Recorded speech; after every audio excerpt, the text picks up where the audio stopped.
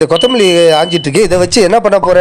இருக்குன்னு நாக்குக்கு பதமா ருசியா ஒரு சட்னி செஞ்சு தரேன், சாப்பிட்டு பாருங்க.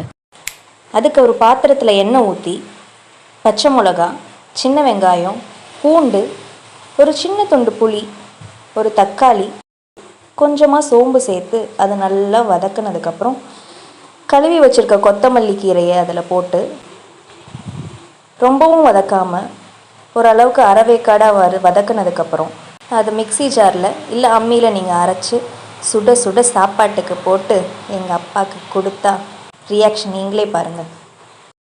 பார்க்கவே நல்லா இருக்கு ஜான்சி. சாப்பிட்டு பார்க்கலாமே. டேஸ்ட் நல்லா தான் இருக்க மாட்டிருக்கு. எப்படிங்க இருக்கு டேஸ்ட்டு? சட்னின்னா இதுதான் சட்னிமா. கொத்தமல்லி சட்னி உன் கையால் அடித்து சாப்பிட்டா செம்ம டேஸ்ட்டாக தான் இருக்கும்.